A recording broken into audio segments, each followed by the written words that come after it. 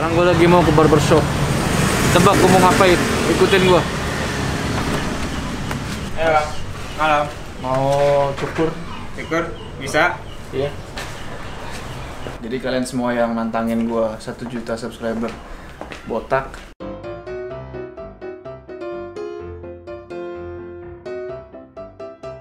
Oke, gue terima tantangan kalian ya. Mode botak, belum aktif kan, belum cukur. Oh siap. Ini udah nggak bisa cancel ya? Nggak bisa cancel dong. Ini dia mas seneng banget nih. Bisa.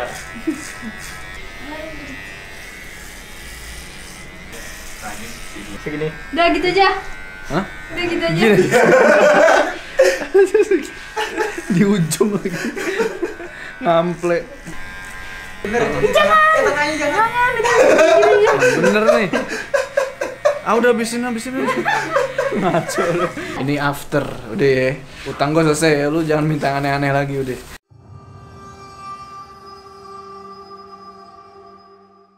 Assalamualaikum teman-teman, balik lagi sama gue Jo. Udah, stop ketawanya. Apa kabar kalian semua? Semoga kalian semua yang menonton video ini diberikan kesehatan, dilancarkan rezekinya, dan selalu dimudahkan urusan-urusannya, dan selalu diberikan perlindungan dari wabah yang sedang melanda dunia saat ini. Kembali lagi di segmen pendakian horormu, di mana di segmen ini gue akan menceritakan kisah-kisah horor pendakian kalian yang sudah kalian kirimkan ke email gue. Dan pada kali ini, gue mau nyeritain kisah seseorang yang bernama Vira. Sewaktu dia mendaki ke Gunung Butak via Sirah Kencong. Kalau kemarin kan gue naik Butak lewat Panderman. Nah ini lewat Sirah Kencong. Jalur Panderman sama jalur Sirah Kencong ini sama sekali berbeda. Vira mendaki ke Gunung Butak itu bersama dengan 5 orang temannya di tahun 2018. Ada satu kejadian yang hampir ngebikin salah satu temannya Vira gak bisa pulang. Tonton video ini terus. Sebelum kita masuk ke cerita, pendaki-pendaki sini kumpul. Gua ada kaos keren lagi nih. Beuh, lihat. Pendaki Indonesia. Kalian pendaki berasal dari Indonesia, sikat nih kaos. Kalian gak suka warna hitam? Tenang, banyak varian warna lainnya. Kalau gua, favoritnya warna hitam. You know lah, pendaki Indonesia. Tunggu apa lagi? Buruan order, link di deskripsi ya. Jangan sampai kehabisan. Oke, gak usah lama-lama lagi. Udah siap ya? Mode horor aktif.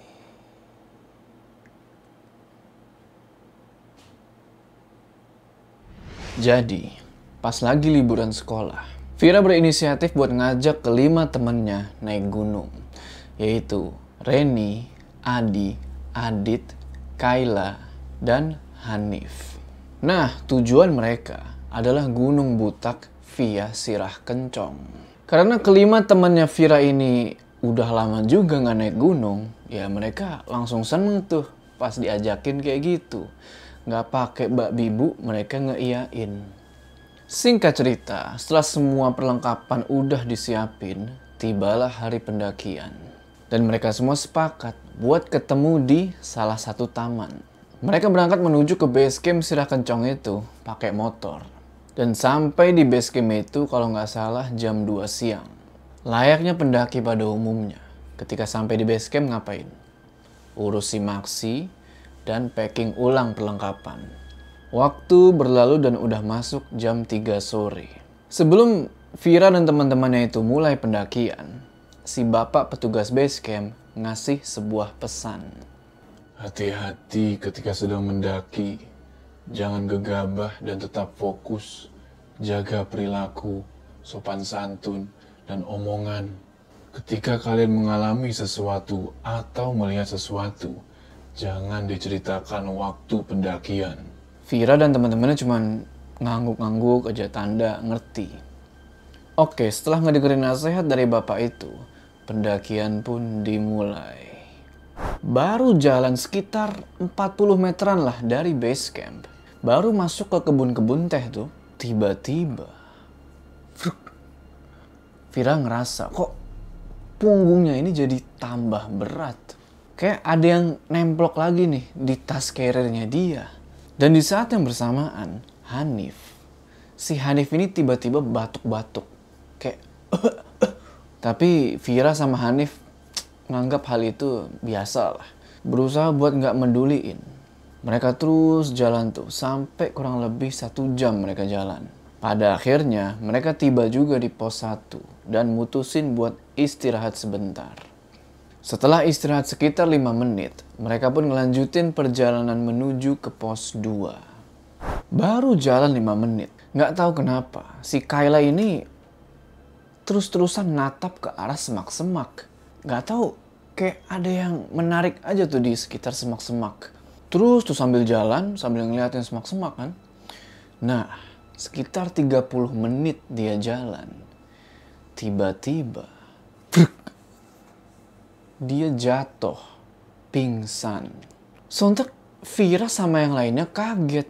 Mereka semua langsung ngegotong Kayla menuju ke pos 2. Dan di sini, yang anehnya itu badannya Kayla lebih berat daripada sebelumnya. Singkat cerita, mereka baru sampai di pos 2 itu menjelang maghrib.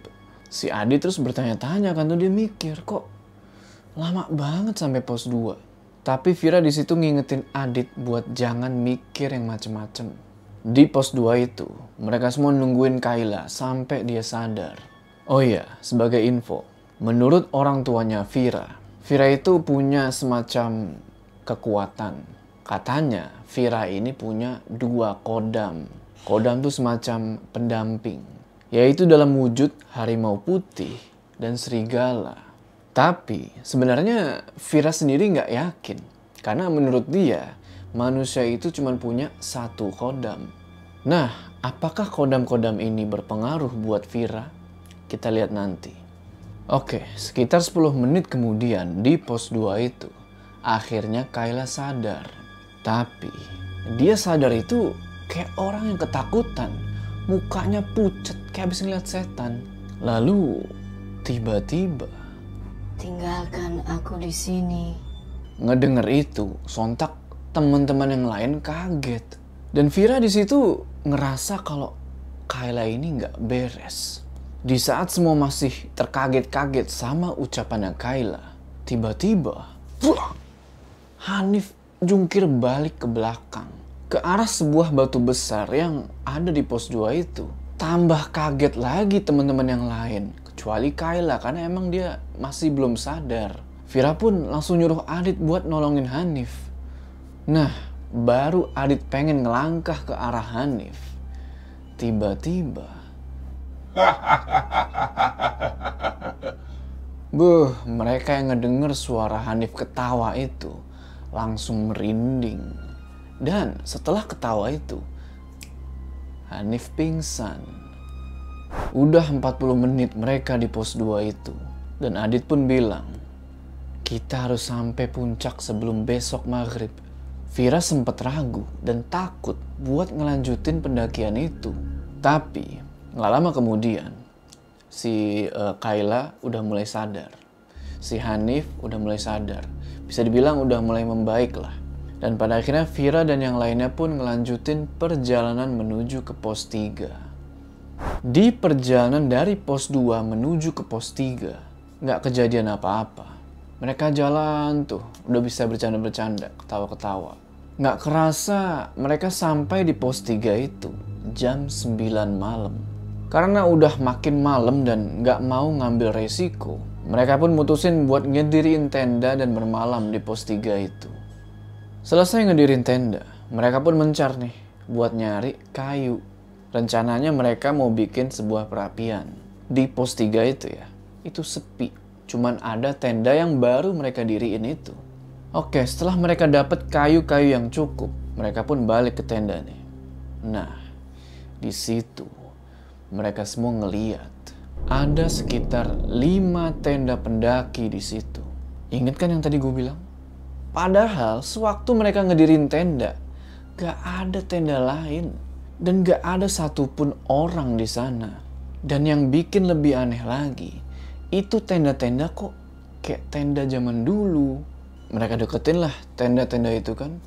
Nah, Pas dilihat siapa sih penghuni tenda-tenda itu, ternyata nggak ada penghuninya, kosong. Sempet agak heran mereka di situ. Ini tenda datang dari mana? Tapi ya udahlah, akhirnya mereka mutusin buat bikin itu api unggun. Terus mereka masak dan makan-makan. Setelah itu mereka tidur. Oh iya, jadi mereka ini bawa satu tenda gede ya, yang muat buat 6 orang. Malam itu, sewaktu mereka tidur, nggak tahu jam berapa ya, Vira sempet kebangun nih. Pas dia bangun itu, di dalam tenda itu kayak ada yang kurang. Ternyata Hanif nggak ada di dalam tenda. Oke lah, mungkin si Hanif ini pergi buang air kecil atau ngapain. Nah, nggak lama kemudian, kedengaran suara dari luar tenda.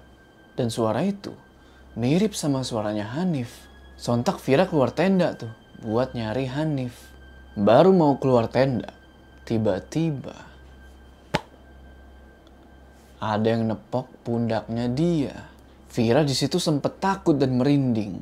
Tapi dia coba buat beraniin diri. Siapa sih yang nepok pundaknya barusan? Nengoklah dia tuh kan. Ternyata itu Hanif. Tapi tadi Vira nggak ngeliat Hanif di dalam tenda. Mungkin ya, mungkin. Vira ini karena masih ngantuk, dia nggak ngeh lah kalau Hanif emang sebenarnya itu ada di dalam tenda. Nah, seketika Vira bertanya tuh dalam hati, kalau Hanif di dalam tenda, terus suara siapa di luar? Ya udahlah, karena masih ngantuk, dia nggak ngehirauin hal itu dan balik tidur lagi. Jam 8 pagi, mereka semua bangun dan mereka langsung masak buat bikin sarapan.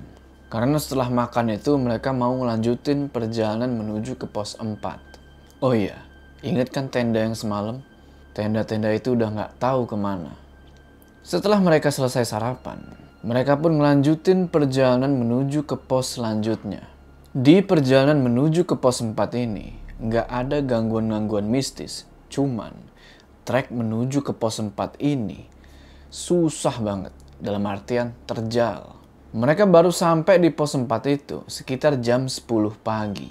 Di situ Vira sadar kalau selama perjalanan mereka nggak ketemu pendaki lain. Nggak lama kemudian, tiba-tiba, Jangan bawa anak ini pulang. Anak ini telah melanggar peraturan gunung. Anak ini kotor. karena Vira udah ngerasa muak dan kesel di situ, dia ngomong, Kamu siapa? Kenapa ganggu kami semua? Kami kan gak salah apa-apa. Anak ini kotor. Anak ini tidak tahu sopan santun. Anak ini milikku. Ngedenger kata-kata itu, Vira langsung ngambil garam dari dalam tas dan dia taburin itu garam di sekelilingnya Kayla. Dan yang bikin gue heran nih, Kayla seketika teriak dan gak sadarin diri. Beberapa saat kemudian, Kayla sadar. Teman-teman yang lain pun ngerasa lega di situ. Walaupun Vira ngerasa kalau mereka ini masih ada yang ngawasin. Di situ Adit bilang, ayo kita lanjut. Kita harus sampai puncak sebelum maghrib supaya bisa ngedirin tenda. Lanjutlah pendakian tuh. Di tengah-tengah perjalanan menuju ke pos 5, Reni tiba-tiba minta buat istirahat sebentar. Alasannya, karena mendadak tasnya dia itu berat. Padahal Reni ini cuma bawa makanan ringan doang. Setelah istirahat kurang lebih 15 menit, Adi ngomong, ayo lanjut jalan, bentar lagi sore. Lagian logistik kita udah hampir habis. Oke, jalanlah mereka tuh. Belum sampai 10 menit jalan, tiba-tiba Reni pergi. Lu mau tahu apa yang Reni tunjuk? Jadi Reni itu nunjuk-nunjuk ke arah sebuah pohon. Dan yang dia tunjuk itu adalah kuntilanak. Ngelihat sosok itu, Reni pingsan. Di saat yang bersamaan, tiba-tiba matanya Adi langsung hitam semua. Dan ternyata dia juga kerasukan. Mereka semua terus nyoba buat nyadarin Reni dan Adi. Sewaktu Vira lagi berusaha nyadarin Reni, tiba-tiba ada yang menarik perhatiannya Vira. Kayak ada yang manggil-manggil dari arah sebelah sana tuh. Pas Vira ngeliat ke situ, lu mau tahu apa yang dia lihat? Sepasang nenek-nenek dan kakek-kakek. Mukanya itu hancur dan tangannya itu berbentuk kayak kaki gajah. Di situ Adit nanya, "Oi, kalian lihat nggak?" Teman-teman yang lain nggak disangka-sangka ngeiyain. Artinya mereka semua ngeliat penampakan itu. Dengan kekuatan yang masih tersisa, Vira sama teman-teman yang lain langsung ngegotong Reni dan Adi buat ngelanjutin perjalanan karena kayaknya agak berbahaya kalau mereka stay di situ. Dan yang lebih bikin ngeri lagi, beratnya Reni sama Adi itu 2 kali lipat lebih berat dari biasanya. Jalan tuh susah payah ngegotong Reni sama Adi. Dan singkat cerita, mereka baru sampai di pos 5 itu sekitar jam 4 sore. Langsung istirahat mereka di situ karena mereka kecapean ngegotong 2 orang temannya itu. Untungnya gak lama kemudian Reni sama Adi udah mulai sadarin diri dan mereka pun melanjutin perjalanan menuju ke puncak. Rencana mereka mau bangun tenda di puncak. Perjalanan menuju ke puncak itu alhamdulillah aman-aman aja, gak ada gangguan mistis. Seketika rasa takut yang lalu-lalu itu seakan-akan hilang begitu aja. Karena mereka disuguhi pemandangan matahari terbenam yang indah di puncak itu. Saking enaknya ngeliatin matahari terbenam, nggak terasa udah jam 7 malam. Dan mereka semua pun bergegas nih, bangun tenda dan nyalain api unggun. Mereka pungutin tuh kayu-kayu yang berserakan di sekitaran puncak. Setelah tenda jadi, api unggun jadi, mereka pun nyiapin makanan nih buat makan malam. Mereka bercanda-bercanda di situ, seakan-akan kejadian-kejadian yang lalu itu nggak ada. Sampai akhirnya mereka mutusin buat tidur jam 10 malam. Jam 2 dini hari, Vira pun kebangun. Dan kali ini, Adi nggak ada di dalam tenda. Nggak lama setelah itu, dia ngedengar ada suara orang lari dari luar menuju ke tendanya dia. Karena Vira penasaran, dia bukalah itu resleting tenda. Set. Ternyata yang lari itu Adi. Pas nyampe tenda itu Adi udah ngos-ngosan. Vira terus nanya, "Ada apa?" Tapi Adi di situ bilang nggak apa-apa. Ya udahlah kan. Mereka berdua pun ngelanjutin tidur sampai pagi. Jam 7 pagi, mereka semua kebangun. Dan mereka semua langsung siap-siap buat turun menuju ke base camp. Alhamdulillah, sepanjang perjalanan turun, semua berjalan lancar dan gak ada gangguan-gangguan mistis lagi. Tapi kalian penasaran kan? Kenapa kok si Adi ini lari-lari? Apa yang sebenarnya dia alami? Mereka sampai base camp itu kira-kira jam 1 siang. Base camp Sirah Kencong itu. Mereka langsung menuju ke motor dan pulang ke rumah masing-masing. Setelah mereka semua udah selamat nih sampai rumah masing-masing, besoknya mereka kumpul-kumpul nih dan cerita-cerita tentang apa aja sih yang mereka alami di gunung itu. Kalian inget gak yang waktu Hanif batuk-batuk di awal-awal pendakian? Yang berbarengan sama tasnya Vira yang mendadak jadi berat. Nah di situ, menurut pengakuannya Hanif, dia itu kayak nelen sebuah daun sirih yang tiba-tiba itu ada di dalam mulutnya. Terus yang Kayla tiba-tiba liatin ke arah semak-semak terus tuh sambil jalan kan. Ternyata di semak-semak itu ada sosok anak kecil bawa angklung. Terus yang waktu Hanif tiba-tiba jungkir balik ke arah sebuah batu besar. Ternyata si Hanif ini rambutnya ditarik. Lalu ingat kan sama Kayla yang kesurupan dan keluar suara nih dari mulutnya. Jangan bawa anak ini pulang, anak ini kotor. Ingat kan? Nah ternyata si Kayla sewaktu pendakian ke Gunung Butak itu, dia lagi datang bulan. Makanya makhluk yang merasuki dia itu bilang kotor. Dan Kayla ini sebenarnya sewaktu di pos 3 pas lagi nyari kayu bakar buat api unggun. Nah pas lagi nyari kayu gitu, Kayla udah ngeliat nih sosok nenek-nenek dan kakek-kakek. Ingat kan sama sosok itu? Yang tangannya itu kayak kaki gajah. Itu. Terus, inget yang waktu Reni minta buat istirahat. Karena alasannya dia tasnya tiba-tiba berat.